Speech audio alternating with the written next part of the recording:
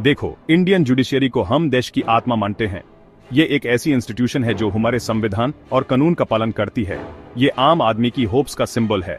लोग यहाँ न्याय की आशा लेकर आते हैं, अपने अधिकारों के लिए लड़ते हैं। लेकिन जब यही जुडिशरी करप्शन में फंस जाती है तो देश की आत्मा को चोट लगती है।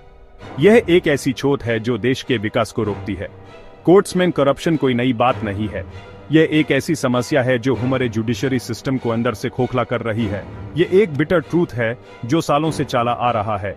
हर नए दिन के साथ नए करप्शन के केसेस सामने आते हैं, चाहे केस रिश्वत का हो, बियास का हो या डिले का। करप्शन ने जुडिशरी की फाउंडेशन को वीक कर दिया है।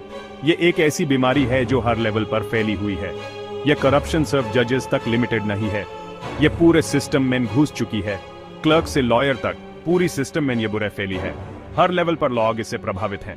इसका सबसे बड़ा नुकसान होता है कॉमन मैन को, जिसको जस्टिस के लिए भटकना पड़ता है। यह एक ऐसी व्यवस्था है जो आम आदमी के विश्वास को तोड़ देती है। इस वीडियो में हम इंडियन जुडिशरी के करप्शन की लेयर्स पील करेंगे। हम देखेंगे कैसे यह सिस्टम इतना करप्ट हो गया। हम उन रीजंस को देखेंगे जिनसे यह सिस्टम वीक हुआ है। यह समस्या कितनी गहरी है और इसके क्या प्रभाव हैं। साथ ही हम उन सॉल्यूशंस पे भी बात करेंगे जिनसे इस करप्शन पे कंट्रोल किया जा सके। यह समस्या कैसे सुलझा सकते हैं और न्याय व्यवस्था को कैसे सुधार सकते हैं। कोर्ट्स में करप्शन के कई रूप हैं जो हमारे न्यायिक सिस्टम को कमजोर बनाते हैं। जजेस पे कई बार रिश्वत लेकर फैसला सुनाने के आरोप लगते हैं जो न्याय के मूल सिद्धांतों को तोड़ते हैं। ऐसे केसेस आए हैं जहां पैसों से क्रिमिनल्स बच निकले हैं और इनोसेंट्स को सजा मिली है, जो समाज में असुरक्षा का माहौल पैदा करता है।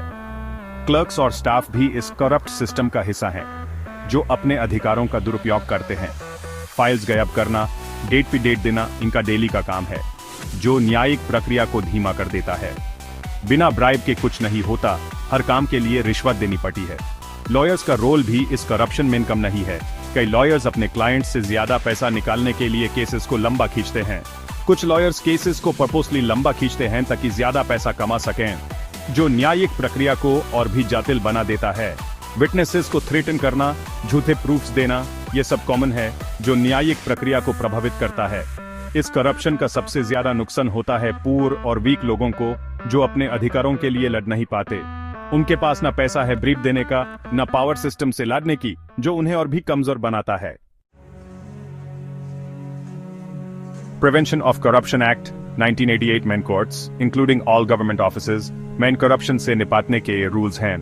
यह एक्ट करप्शन को रोकने के लिए बनाया गया था ताकि गवर्नमेंट ऑफिसेज में ट्रांसपेरेंसी और अकाउंटेबिलिटी बैठ सके। इस एक्ट की अंडर ब्राइब लेना और देना दोनों क्राइम है। यह एक्ट करप्शन के खिलाफ एक स्ट्रॉन्ग स्टैंस लेता है, लेकिन इम्प्लीमेंटेशन में कई चैलेंजेस हैं। लेकिन फिर भी कोर्ट्स में करप्शन कम नहीं हो रहा।